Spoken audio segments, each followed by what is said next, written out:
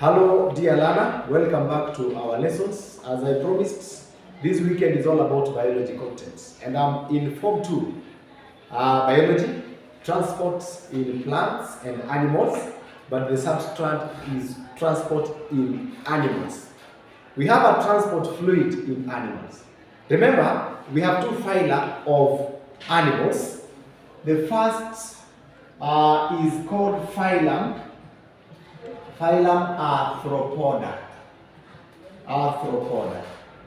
The second one is phylum Chordata. So these two phyla, when it comes to transport, they have a difference.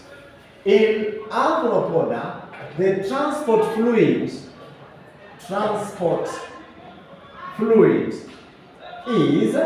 hemolymph. This is not blood, it is hemolymph. It is pale green or some color for these arthropods. And in arthropods we say insects, we have arachnids, we have crustaceans, and the rest, diplopods, chilopods, and what have you. But in chordates or chordata, the transport fluid is blood. So my interest in this lesson is to talk about mammalian blood.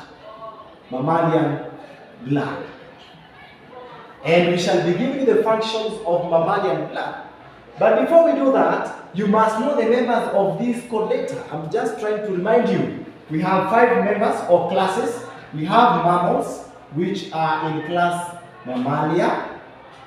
We have reptiles, which are in reptilia class. We have aves, which are birds.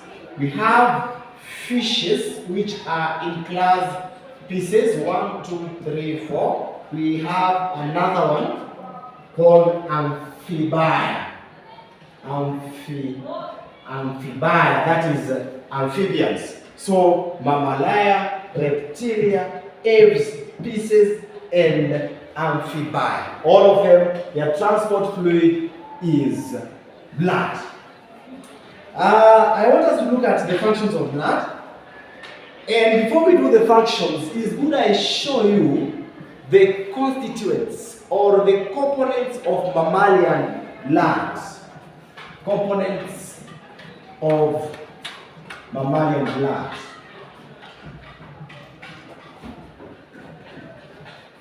Components of mammalian blood. Components of mammalian blood.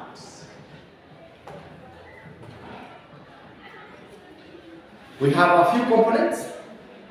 The first one is red blood cells. These ones are also called erythrocytes. We have white blood cells, which we call leukocytes. We have platelets. We call them thrombocytes. We also have red, white platelets. We have plasma, which is the fluid part of the blood. This is a fluid. A huge percentage of this fluid is water. So these are the major components of blood. The red blood cells, the erythrocytes, the white blood cells, the leukocytes, the platelets, which are called thrombocytes, and of course the plasma, which is the fluid part of the blood. These ones will have their specific functions, each and every, and you can go do a detailed research of each and every constituent or component of blood. Let us go to the general functions of blood. General functions of blood.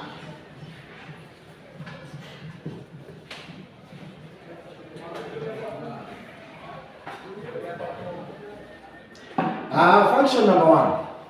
Functions of blood. This is kind of a summary.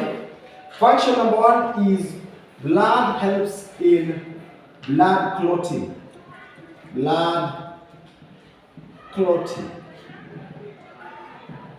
When blood vessels have been injured, what happens is blood oozes out. And this blood, if it continues coming out, it may lead to what we call excessive loss of blood, which may also lead to a condition we call anemia. Yeah? So, for us to prevent anemia or excessive loss of blood, blood must clot. Through the injured parts, pathogens may enter the body through the injured part.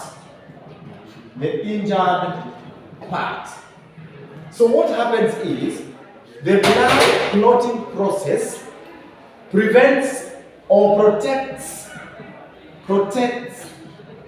the body against entry of pathogens through the injured part. Number two, prevents excessive loss of blood, which can lead to anemia. Function number two, protection against infections. Number two,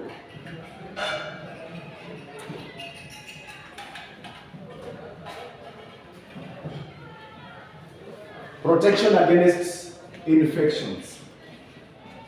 Protection against infections.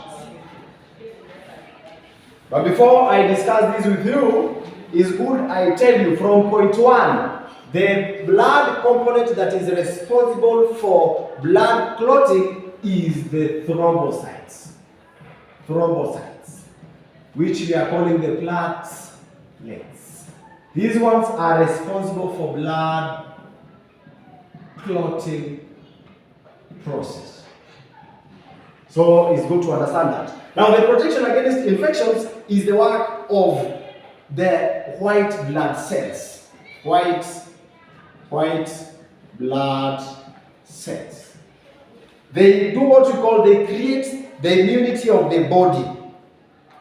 So they fight infections. Of course, we have several ways in which they do that. They fight disease-causing microorganisms, and also in the same note, improve the immunity of the body against infections. So, fighting disease-causing microorganisms. These disease-causing microorganisms are called pathogens. That is the function of the white blood cell. Function number three, transportation of respiratory gases. Transportation of respiratory gases.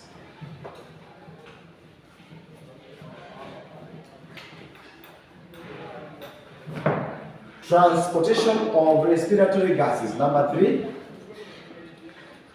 transportation of respiratory gases. Of course, respiratory gases are two. We have oxygen and we have carbon dioxide. Although in this discussion, I will hint to you about one gas that is dangerous.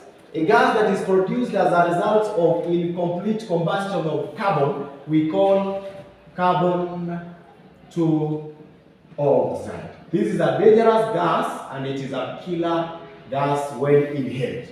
Now, in the transportation of oxygen, you know, oxygen is transported from the lungs to the tissues. The work is done by the red blood cells. Red blood cells in the pigments called hemoglobin. So it is the work of these molecules, hemoglobin, to carry oxygen from the lungs to the tissues of an organism. So when hemoglobin combines with these gases, what do we form? Let us start with oxygen. A. Oxygen plus hemoglobin. The compound formed is oxyhemoglobin. We go to carbon 4 oxide. B. Carbon 4 oxide plus hemoglobin. Carbon 4 oxide plus hemoglobin. The compound formed is carbamino. Carbamino hemoglobin. And the last one now, the most dangerous one, is carbon 2 oxide. C. Carbon 2 oxide plus hemoglobin. The compound formed is a very stable compound. These two compounds are not as stable as the compound formed here. This one is called carboxy. Carboxy hemoglobin. This carboxy hemoglobin is a very dangerous compound because it does not readily dissociate. So that's why if you inhale carbon 2 oxide, then you will suffocate and die because of the formation of this compound that does not easily dissociate. When oxygen combines with hemoglobin, it is transported to the tissues. And when this compound reaches the tissues, the compound dissociates because it is unstable. It dissociates, oxygen remains, hemoglobin goes back to pick other molecules of oxygen. That means there is a continuous supply of oxygen to the tissues. And now this one, carbon 2 oxide with hemoglobin forms carboxy hemoglobin. This one does not dissociate. What will happen is there is going to be a serious shortage of oxygen and leading to suffocation and of course death. So that function is complete about transportation of. So carbon 4 oxide is transported from the tissues again to the lungs so that it can be pushed out of the organisms. Oxygen from the lungs to the tissues, and that is what the function of transportation of respiratory gases. Respiratory gases means gases of respiration. Oxygen and carbon 4 oxide are gases of respiration. Why? Oxygen is used in respiration, carbon 4 oxide is produced. So both of them in one way or another are part of the respiratory processes or reactions. Another function.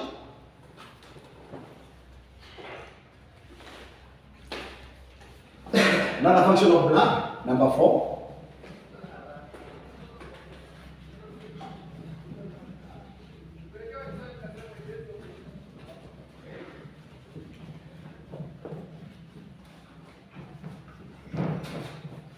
Another function of blood.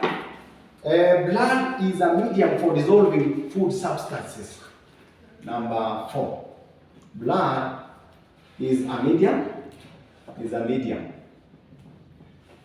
medium for dissolving food.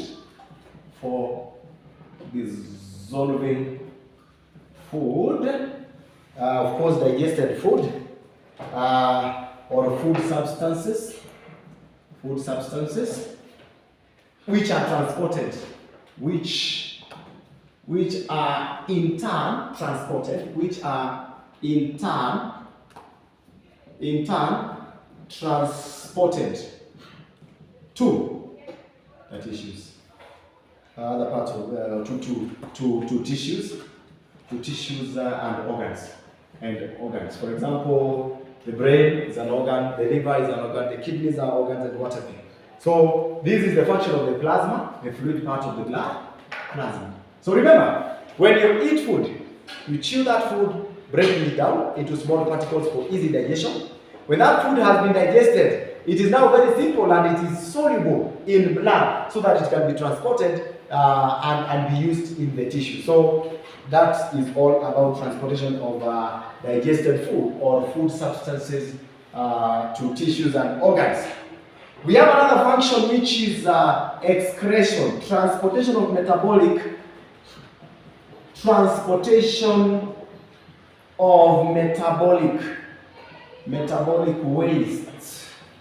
waste products, such as urea.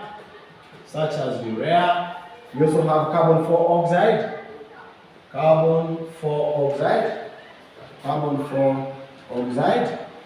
and of course there's another one, and other nitrogenous wastes, and other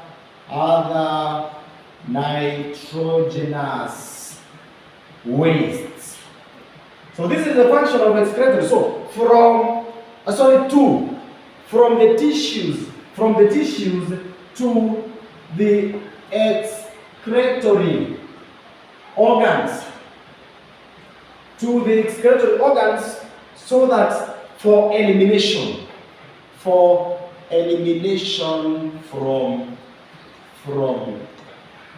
the body. So this is the whole process of excretion. So blood is very important in excretion because waste products of metabolism, urea, carbon 4 oxide, and other nitrogenous wastes. Nitrogenous wastes, you can give an example of ammonia and the rest. They are transported by blood from the tissues to the excretory organs, where now they are eliminated out of the body. That keeps the organism healthy. Excretion is important because it prevents the poisoning and malfunctioning and even death of organs and cells. Second last, we have another one, transportation of hormones. Number 6, blood transports hormones.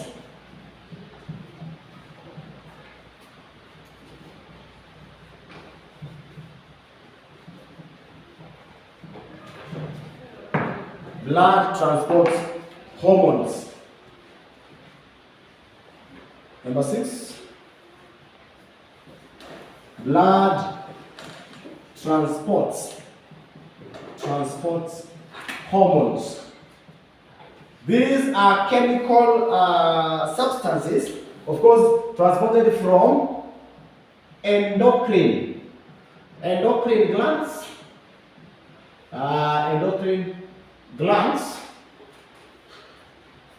to target organs.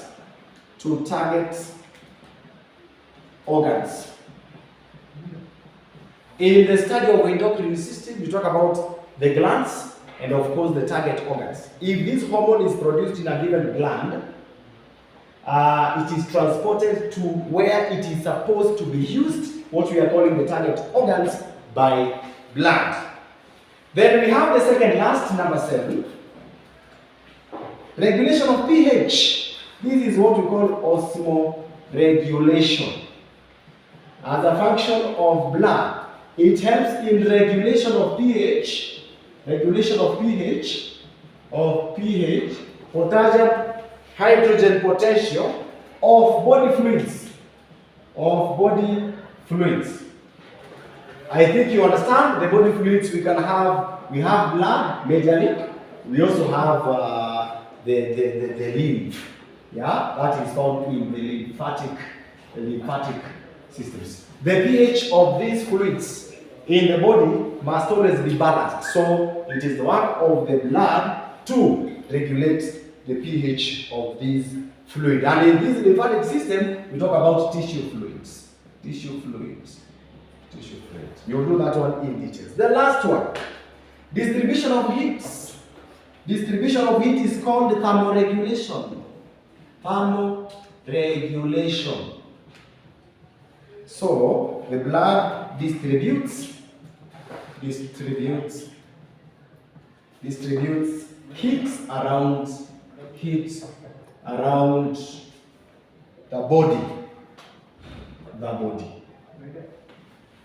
Remember, we have what we call vasodilation and vasoconstriction of the blood vessels. When it is very hot, blood carries along with it heat, and it goes through the blood vessels. The blood vessels will dilate and then come to the surface of the skin. Then radiation of the heat occurs. That is not the case here. But when it is cold, there is the opposite of vasodilation, which is vasoconstriction.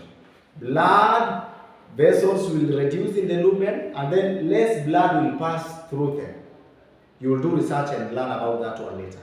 What we are saying is, for example, the organ like the liver carries out what we call metabolic activities and then produces heat in the process. That heat is transported within the body by the movement of blood. Those are the functions of blood. Generally, and with a very good summary, it can help you be able to answer any question about the functions of blood. But most importantly, continue following me and ensure that the next video, which is blood clotting process, you participate in it. From this lesson to the next lesson, I am your teacher, Wilfred Momani Onkandi-Kiongozi, and good work. See you next.